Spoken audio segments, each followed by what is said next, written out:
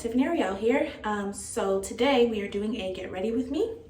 I am about to go to dinner, so I figured why not. I am in a hotel right now in case you couldn't tell. So I figured why not do a little video while I'm here. I've been wanting to do this get ready with me for a while. And if you see me looking down, I'm just getting my stuff together because everything's like jumbled in my makeup bag right now. But yeah, I've been wanting to do this video for a while, but I just haven't gotten around to it. So pretty much, as you can probably tell from the title, we are going to be talking about money. I have seen a lot of like posts floating around social media, especially Twitter, about money. And I think that a lot of it just kind of boils down to people living in a state of survival and not understanding what it actually takes to be stable, to be comfortable, and not just be comfortable right now, but also be comfortable long term. Because I see things like, for example, somebody will post, also not only just that, but also not understanding that everybody has different goals, you know what I mean? But anyway, so let's say I go on Twitter and I post that 100K is not enough, I need to be making 300K. This is not something I would actually post. I'm just saying as an example, right? So somebody will see that tweet and they'll come like replying like, how's 100K not enough? Y'all can't live off 100K. People just greedy, this, that, this, right? And I'm probably not gonna talk through what I'm doing. I've done my makeup basically the same way multiple times before, but I will have everything linked down below just as an aside. But yeah, like, it's like there's this like attack. They feel like nobody should make more than, 50K or whatever. I don't know what they think. And in related things, like somebody might talk about, being a millionaire or like how they want to be a millionaire or, what someone's net worth is. And people come and tweet like, oh, nobody needs to be a millionaire, da da da da da. And they lump like millionaires and billionaires into the same bucket, which to me makes no sense, because having $1 million versus having $1 billion, which is literally 1,000 million, is not even comparable. Like, it's not even comparable. But yeah, so that's kind of like, oh, and then the third part was just like talking about other people's goals. And it's like, I think number one, we need to break down kind of what it takes to actually live comfortably in this day and age. And it's like 100K is really not as much as what it used to be. And it's like when you look at how much rents are costing, like people are having to pay, $2,000 plus in rent for a 1-bedroom in major cities, which is crazy to me, but whatever. That's the reality of the situation. So when you think about a person who has rent, and maybe they have a car payment, and, maybe they have student loans, maybe they want to travel twice a year, maybe they want to, eat out every now and then, things like that. Like, those things cost money. And not only that, but planning for the future costs money. And I think this is one of like the biggest gaps that I see. And I think a lot of people are just so caught up in like, I'm struggling to survive, that they can't see past like what things should look like. And I get it, like I definitely get it, but it's just a sad like reality to me that everybody is just caught up in like, I'm only paying my bills. I can't even think about traveling. I can't even think about retirement. I can't even think about these things. And because they haven't thought about these things, they actually have no idea how much these things cost. So when somebody else is talking about the things that they're doing to accomplish these things, it sounds crazy. They're like, what? Why would you need this much money? But when you look at how much vacations cost and how much rent costs and how much, all these things cost, like it adds up. It's not something that you can afford on just, 50K. And then when we talk about retirement, let's go back to the millionaire topic, right? Because I think a big part of this is retirement. And I wonder if sometimes people think that when we talk about somebody being a millionaire, that we're talking about that person like earning $1 million a year, which is not, that's a completely different thing. To say that somebody is a millionaire, what that means is that their net worth is at least $1 million. Now, some people don't like to count home equity in that, which is understandable, but even still, right? That means your retirement accounts, that means any investments, but really retirement accounts is the big one. Because the general rule of thumb that is recommended for retirement is that you should withdraw about 4% of your fund per year, or no more than 4% of your fund per year to live off of. So what that means is that if I want to take out $40,000 a year, that means that I actually need at least $1 million just to have a $40,000 income in retirement, which $40,000 income is not that much. I think we can all agree that that's not living lavish or anything of that nature. So the fact that you need to have $1 million retirement fund in order to safely have a $40,000 income, that tells you that, like, really, we all should be aspiring to be millionaires. We all should be aspiring to have 2, 3, maybe 5 million, depending on what type of lifestyle we live. It's sad that not everybody can do that. And I'm not saying this to like scare anybody or make anybody freak out, but just to understand, like, when you see people saying, oh, my net worth is $3 million, that doesn't mean they make $3 million a year. That doesn't mean that they just have $3 million chilling in their random bank account. Like, that's not what that means. More than likely, that's their home equity, that's their retirement funds, that's, you know, things of that nature. And so it's like, if you want to have, you know, 80K in retirement, that means you should have at least $2 million. But then there's a safer number, which is 3%.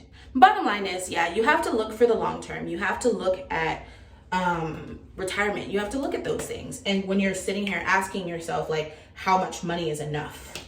And I think going along those same lines, or maybe not the same lines, but everybody's situation is different.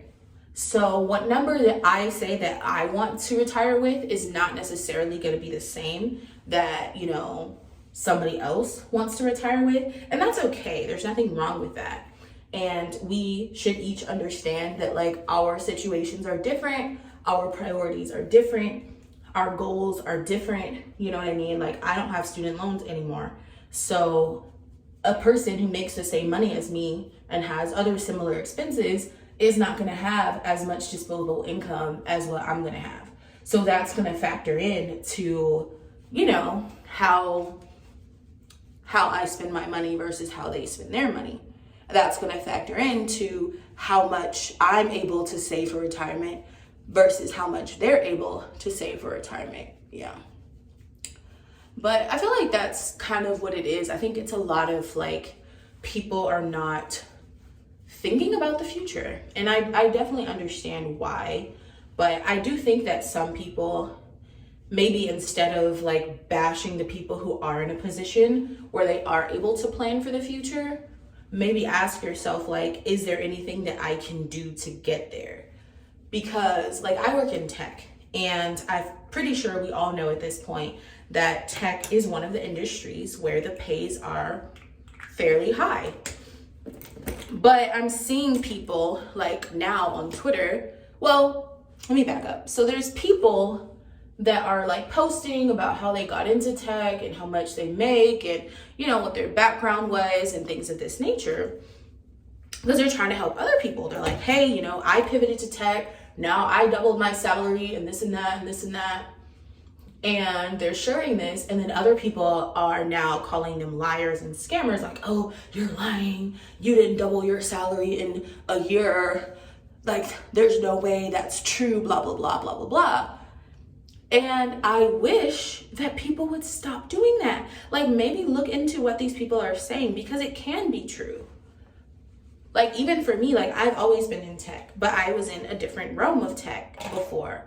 And that realm of tech does not pay as much as the area that I'm in now. And so even me going from tech job to tech job still was able to double my salary. Well, not salary, but total compensation, right? So it's like, if I was able to do that coming from another tech job, then like, what could somebody do who's coming from a different tech job? Now, that's not to say that it's easy. Like, definitely don't, you know, listen to anybody who's telling you like, oh yeah, it's super easy, you can do it with no skills or nothing. Like, no, that's not true. You definitely need some type of, oh, that's not what I meant to do. What the hell? You definitely need, you know, some type of skill or something. Well, maybe you don't actually. Let me go back. You may actually not. But if you really want those like really high paying jobs, you are going to need some type of skills. But the thing is, a lot of people already have skills. And I think that's what people miss, is like, if somebody says, oh, I did this without gaining any new skills, what that means is that they already had skills that were transferable. It doesn't mean that they just got the tech job with no skills. It means that they applied skills that they already had to a tech position. Because the thing about it is that pretty much any job that exists outside of tech is going to exist in tech. But oftentimes, the same job at the tech company might pay more. So if I'm doing, you know, HR at, I don't know, let's say some government agency versus doing HR at a tech company, it's likely that you might make more at the tech company. So I didn't mean to turn this into a video about how to get into tech, because honestly, I have a more of a traditional path to tech. So I really don't want to go down that rabbit hole, because I can't really speak too much on how to like pivot. But I just wanted to say that like, I think that there's a general problem of people kind of like dismissing things without fully understanding them, because they just can't see past like their own situation. And I feel like people would be better off if they would actually like look into some of these things, instead of just being like, nobody needs to make that much money, nobody needs to be a millionaire, no, you didn't get that tech job. Like, don't dismiss those things. Actually ask yourself, like, what do I want my life to look like? Like, if I wasn't only focused on surviving, like, what do I want my life to look like? And you can reference other people's, you know, lives, like that's fine, but also understand that your situation doesn't have to look just like anybody else's, and that's fine too. But yeah, ask yourself, like, what do you really want your life to look like? And how different is that from what your life is like now? And is there anything that you can do to get there? Maybe there's not, but maybe you can get closer, even if you can't get all the way there. And going along those same lines, I would say just be open. Like, if somebody is telling you, oh, hey, here's this career option, like maybe look into this, like maybe look into it. If it doesn't work out, then it doesn't work out, but you haven't really lost anything but a bit of time looking into it. And the people that I'm seeing who are saying this are tweeting on Twitter. So it's not like you can tell me, oh, I just don't have any free time because I'm working all the time. Because if you have time to tweet that the person is lying, then you probably also have time to do a little bit of research to see whether it's true or not. Like, anyway. I feel like there was something else I was going to talk about, but I don't remember what it was. Where is my... let me think. Well, okay, I'll just talk about the makeup for a minute and then I'll come back. But basically, I've done my Fenty face as I always do. I use the Hydrating foundation and then the Matchstix, and I use the Anastasia Beverly Hills blush stick. I don't remember the shade, it'll be down below. And I also used Anastasia Beverly Hills Brow Wiz. So I think that's pretty much all I've done so far. Right now I'm using this Sephora Eye Love palette, and I'm not doing much to my eyes because I am on vacation and I just don't really care that much. But I did want to do a little something because I guess I can tell y'all where I'm going to dinner. I'm going to Nobu. I've never been to Nobu, so I'm kind of excited about this. I decided, you know, we're in Vegas, let's dress up. Let's do something a little fancy. Yeah. So I just did, I just put this lighter color like all over, and I'm about to use the middle one in my crease just to shadow it up just a little bit. But yeah, let me just summarize everything that I was saying before. I think in summary, things probably cost more than what we think they cost. Oh, I did forget something. Taxes.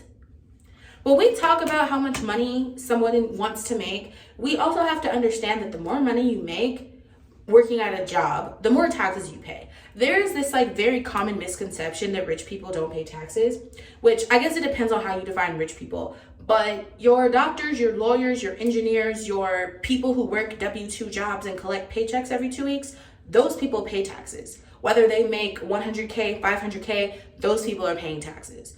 The people who are not paying taxes are the people who own their own businesses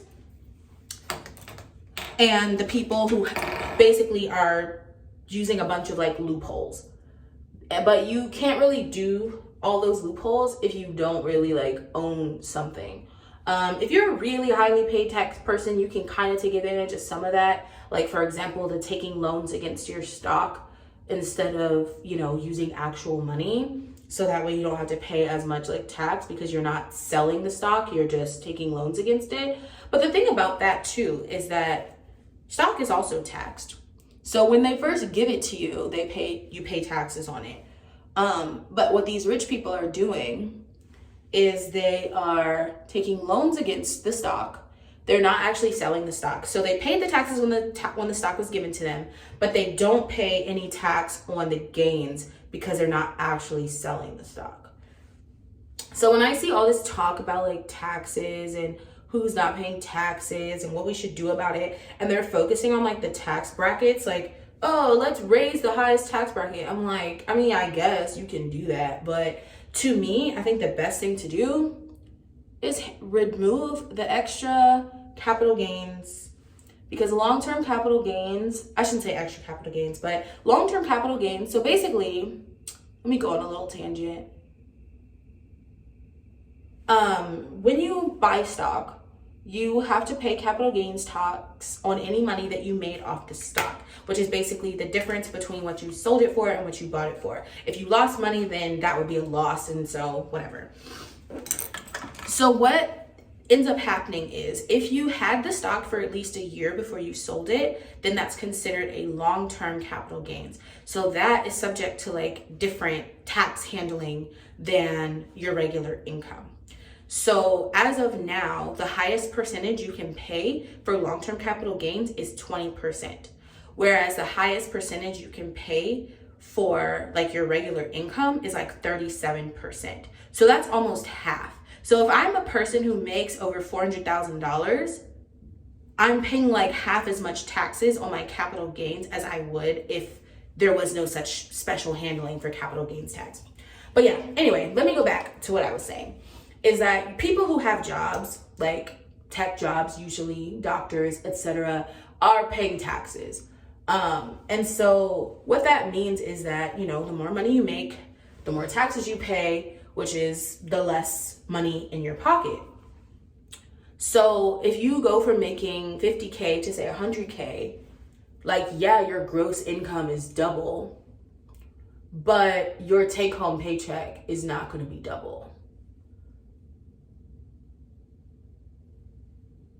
So things that you think that you could probably afford at 100K, chances are you actually can't afford that once you account for the higher taxes. Unless you have already accounted for it, in which case you're ahead of a lot of other people. But yeah, I did want to mention that as well. So yeah, the summary is basically, before you go bashing people on social media, well, probably you shouldn't bash people anyway, but if you are going to, you know, call people liars or say whatever they're doing is wrong on social media, you should probably at least do some research, have some facts to back it up. That's number one. Number two, we should all be aspiring to be millionaires. Now, I understand if some people are like, that's not realistic for me, so I'm just not even gonna try. But at the same time, I do think that you should at least like see like, okay, how much would I need to save every month in order to be a millionaire by 65 or whatever year? And is it actually possible? Because it might be possible.